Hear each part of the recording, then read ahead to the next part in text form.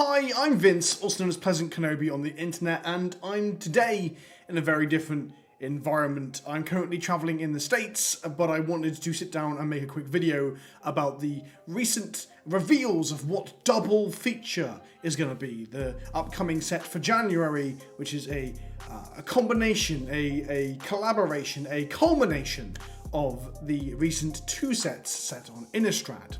Now, I'm not going to lie to you, I'm going to be quite upfront, you might have seen from the title of this video, I think that Double Feature looks pretty fucking shit. But in order to balance out that rather large amount of negativity that I'm going to be going into in this video, I do want to start with a bit of positivity. I do really quite like Midnight Hunt, and I like Crimson Vow a lot more than I thought I would, from a theme and flavour perspective. The sets are cool. They're not groundbreaking, but they're also not busted and breaking magic either. So, hats off.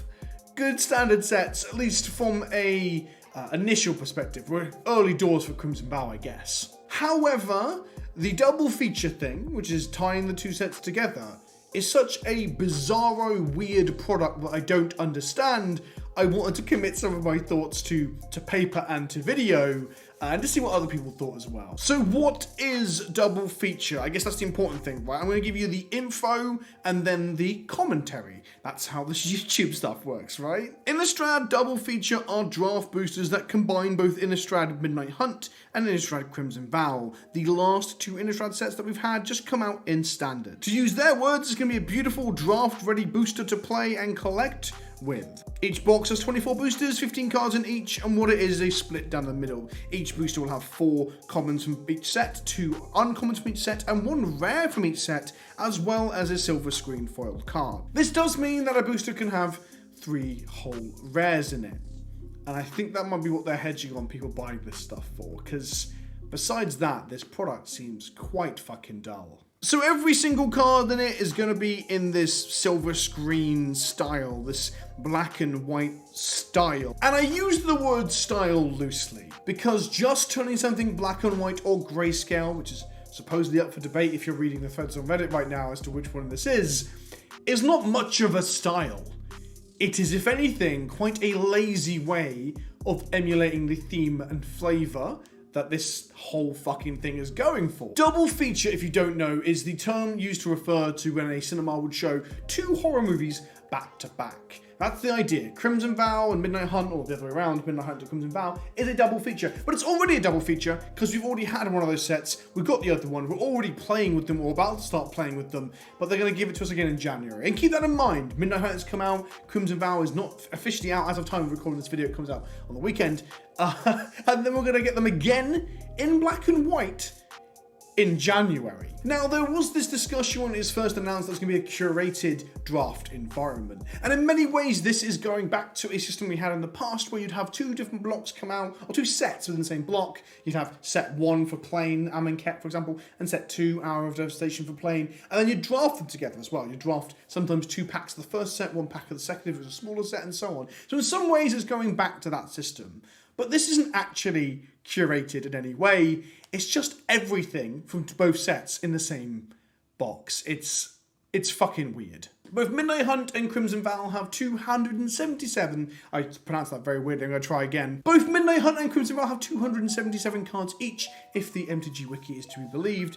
Meanwhile, according to the article on the Mothership, each set will have 267 of its cards in double feature, which means 10 cards have been cut from each. That may even just be the basic lands. That isn't curation, that is just throwing everything in. But don't forget they have made it black and white, or grayscale, or however you want to fucking describe it. So I guess it's different, right? I guess it's new. And it's weird, right? Because not everything in these sets actually collaborates or works together. Like, there's not really much synergy between the tribes from each set, because the sets are essentially standalone sets themselves. They're not actually sets in the block. Usually the overarching old school block system, each set would have mechanics that tied into each other. But the Midnight Hunt vampires don't care about the blood tokens of Crimson Vow and vice versa. It's fucking weird. And this is what the grayscaling looks like. And honestly, dare I say it looks a bit lazy. There are no new arts in this set. There are no specialist frames, but barring this treatment, which is kind of an alternative frame. This is a double feature. It's 2 Hammer Horror or Grindhouse movies supposedly played back to back, but the only aesthetic nod to this tradition is the fucking logo on the box, which is cool, by the way. But saying the logo of the box is one of the coolest things about the set is rather damning, and a Photoshop filter that has been hastily thrown over the cards.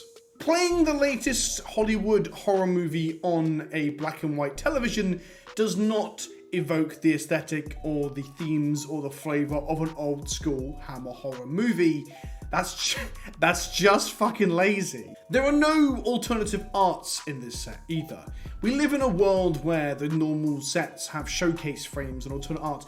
Thalia has 3 different arts in the main set, and this set has nothing like that. We now live in a world where Secret Lairs will give you cards that are meant to look like a fucking movie poster, and this set doesn't have any of it. And the thing is, I don't really care about that if the set itself is a curated, draftable experience, because the collectability or the unique look of it doesn't matter if that's the case, but it's not that either. So what is it? It's not a collectible thing. Are people really going to clamber for the black and white cards over the non-black and white cards? It's not a playable experience in the sense that it's no different to just getting the boosters of the other ones and slamming them together. I don't understand what the fuck this thing is, and why it's coming out in January. We're currently, if you're watching this in the future, we're in November right now. Why is this coming out in January? If this was a thing that came out alongside the other 2 sets as a draftable experience, where the other ones were the collectible things and set and collector, it would kind of make more sense. I don't know if I'd like it, but it would make more sense. And part of me wonders if this is a test run for what draft boosters might look like in the future, where we get set and collector for a set, set and collector for a set, and then we end up with a draft set at the end of it all. That would kind of suck, because I don't know what that would do to the economy of Magic, but it does make me wonder if this is something like a trial run. I have criticised in the past the idea that they gave us cool stuff like expeditions and then took them away to sell them back to us wholesale in things like Secret Lairs and expanded alternative product lines.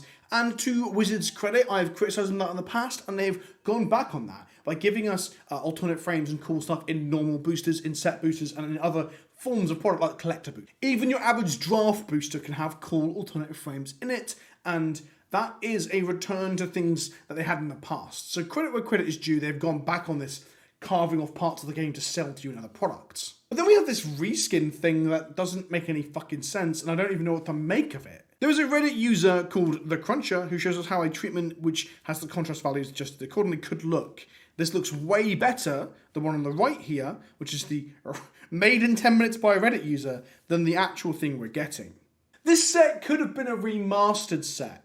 It could have been a compilation of the Innistrad sets. It could have alternate art Grave Crawlers and Grim Grins and other staple Snapcaster Mages, whatever of the format, right? You could have had things that weren't even from Innistrad originally. You could have had things that were only in theme, Dismember, Go for the Throat, in Innistrad art, put it all together, and you've got this celebration of the horror archetype within Magic, the horror plane, the horror theme.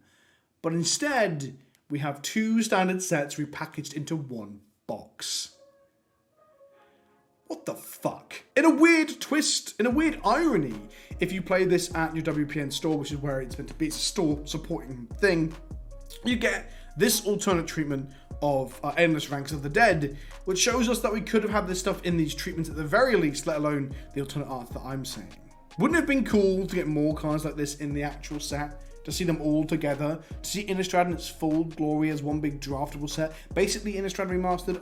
I know I shouldn't criticise a product for being something that it never said it was going to be, but that would have been a much better use of resources, right? Like, what work has gone into this? There's no curation, there's no new art assets, there's no new art direction or art being made. It's just a fucking filter put over some art. What is this? So in a channel first, I am going to review a product. The product's not out yet, and I haven't played with it, and arguably it might actually be quite a fun draftable experience, perhaps, just mashing the 2 sets together with absolutely no curation. But I'm going to give it a review, because I'm in the Terrarium Community College offices, if you haven't noticed, filming with the prof, so I thought I'd do a review.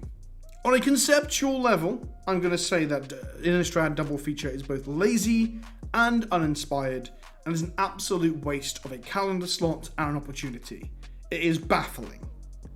F-. So that's my thoughts on going into seeing all the stuff being revealed today, where it's just revealed to be almost too much to look like what it said on the tin. I thought there'd be something more to it. I am lost in these announcements. I'm looking forward to Crimson Vow. I'm going to draft some at Vegas this weekend. If you've enjoyed this video, smash that like button, don't forget to subscribe and let me know in the comment section below if you think I'm being too harsh or with me, right? Are you with me on the fact that Crimson Vow and Midnight Hunt were fine, and this weird collection of them in black and white is not even remotely on your radar of things you ever wanted to fucking play? I've been Vince, thanks for watching, and I'll see you all soon. Ta-ta for now.